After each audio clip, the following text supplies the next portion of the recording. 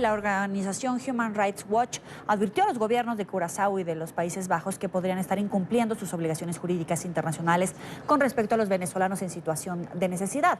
En un comunicado dirigido a los gobiernos, la ONU aseguró que recibió denuncias de que las autoridades de Curazao detienen indiscriminadamente a solicitantes de asilo durante redadas, hostigan física y verbalmente a los venezolanos y detienen a otros por tiempo indeterminado en condiciones inhumanas.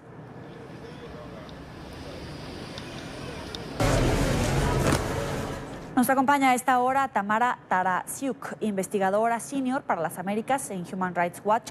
Gracias por estar con nosotros. Bienvenida.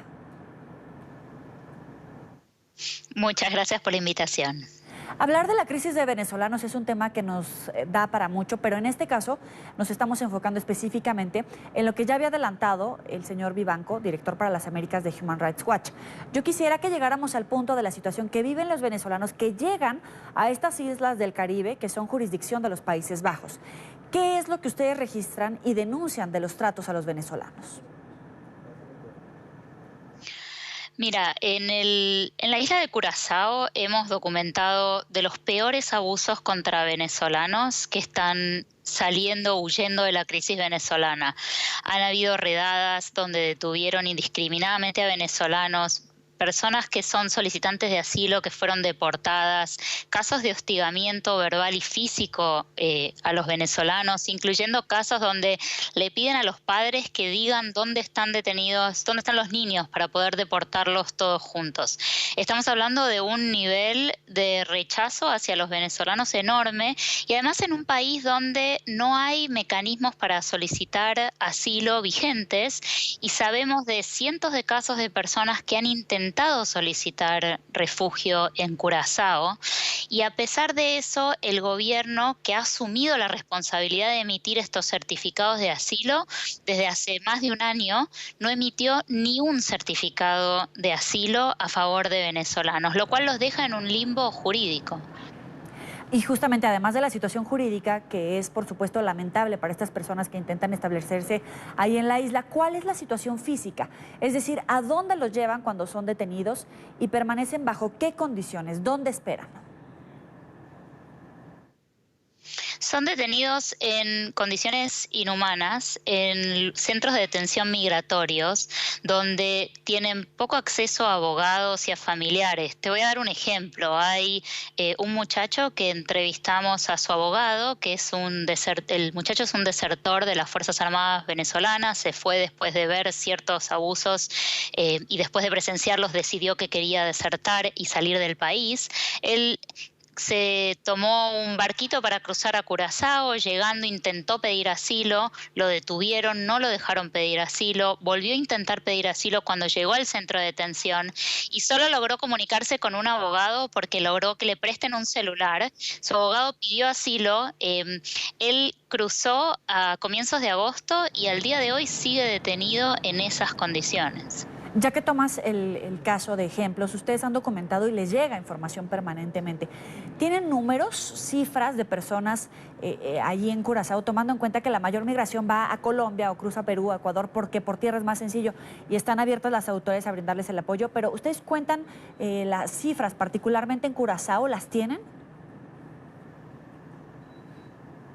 En Curazao las cifras oficiales son de 5.000 venezolanos, pero estos son números muy limitados. Y además creo que en el Caribe hay que entender que no es una cuestión de números. En Colombia, como tú dices, estamos hablando más de 1 millón de personas.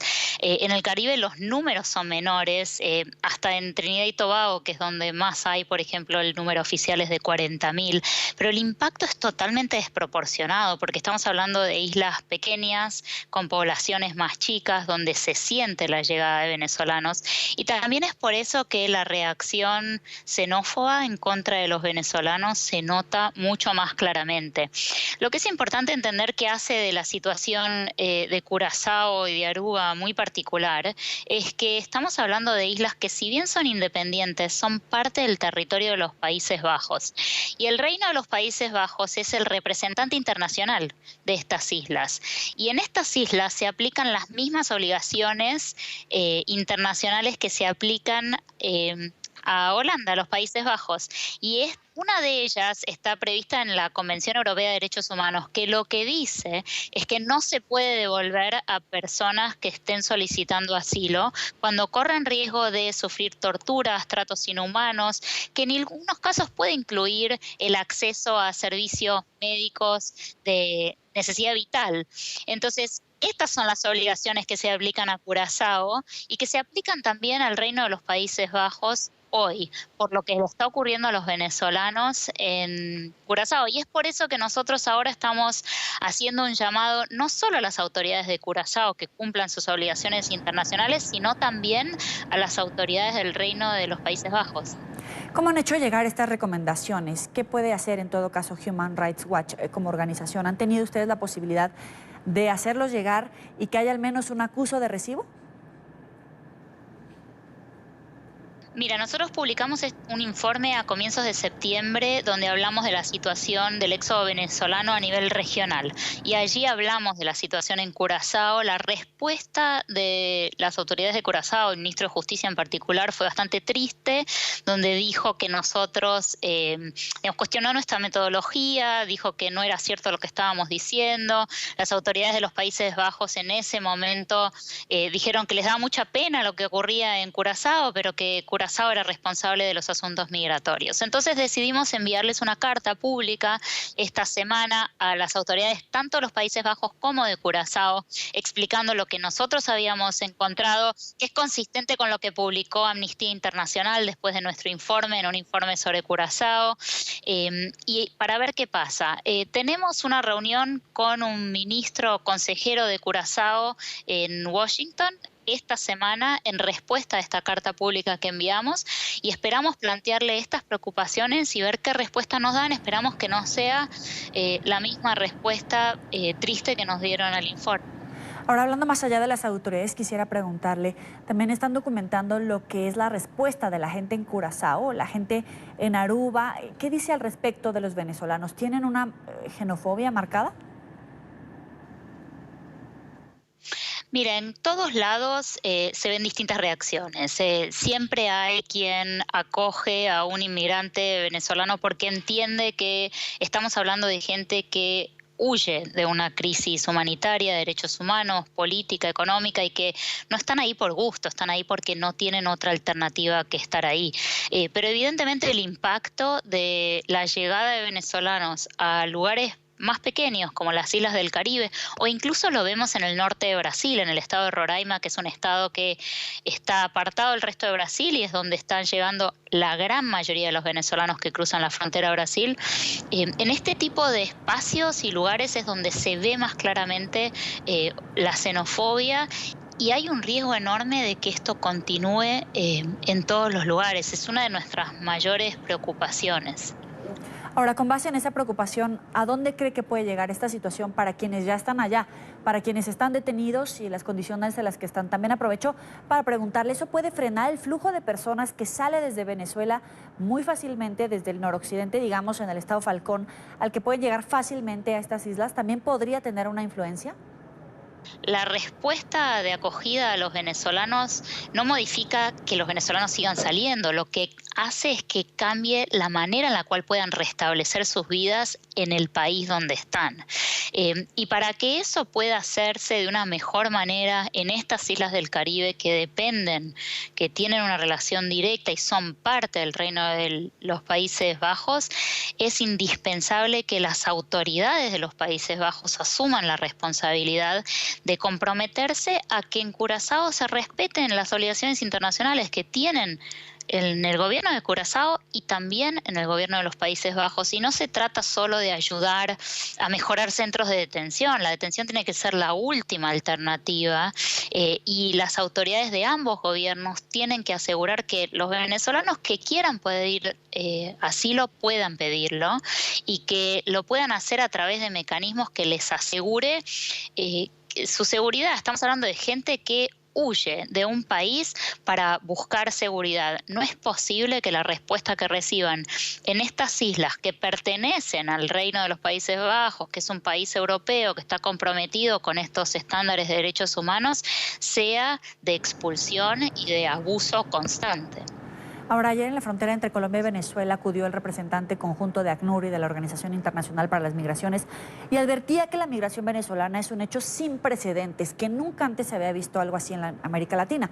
¿Coincide Human Rights Watch con esta afirmación que hace el señor Stein y marca esto como algo nunca antes visto? Sin ninguna duda, no hemos visto en la región un flujo migratorio de estas características en estas dimensiones en el último tiempo. Y se trata de una situación regional sin precedentes. Y es por eso que nosotros insistimos en que la respuesta tiene que ser una respuesta regional, coordinada, con esfuerzos que incluyan un permiso de trabajo y de residencia temporal que sea uniforme, otorgado para todos los venezolanos por los distintos países de la región y que eso les permita conseguir un trabajo y comenzar a rehacer sus vidas en el lugar de destino que elijan. Ahora, algunos gobiernos dicen que les sobrepasa la situación, la capacidad que tienen para la atención doméstica, digamos, de los ciudadanos de cada uno de esos países, sumarle a la de los venezolanos. 1.032.500.000 en Perú y los que se van moviendo hacia Ecuador. Pero quiero ponerlo en comillas. ¿Es una excusa válida para los gobiernos en el momento de decir no podemos más y estamos sobrepasados? No es una excusa, es una realidad que estamos ante una situación que es un enorme desafío para los gobiernos de la región, pero no es una excusa para no hacer nada al respecto. Como te decía antes, no hay manera que el flujo migratorio pare en la medida que la situación en Venezuela no cambie, y no es una excusa que sea complicado resolverlo. Es una situación que debe ser resuelta a nivel regional, donde deben compartirse además los costos de esta migración y establecerse un criterio para que los distintos gobiernos puedan asumir la responsabilidad de acoger a los venezolanos, los costos de acoger a los venezolanos, con una distribución equitativa a nivel regional, pero esto tiene que ir de la mano de continuar con la presión internacional y multilateral sobre el gobierno de Maduro, porque es indispensable que sepa que este flujo es consecuencia de la crisis en Venezuela y para eso los gobiernos deben, además de acoger a los venezolanos, seguir presionando a Nicolás Maduro, por ejemplo, a través de sanciones dirigidas a funcionarios públicos venezolanos, que las vimos en Europa, las vimos en Estados Unidos, las vimos en Canadá, pero en la región solamente Panamá ha impuesto sanciones dirigidas a los funcionarios venezolanos. Entonces no hay que olvidar ese lado de la moneda para poder solucionar esta crisis migratoria. Gracias, Tamara. Esperemos que esa solución se pueda dar y que la ONG como Human Rights Watch no tengan que seguir documentando lamentables hechos como este. Gracias por estar aquí con nosotros. Hasta luego. Así es, ojalá lleguemos pronto a esa situación.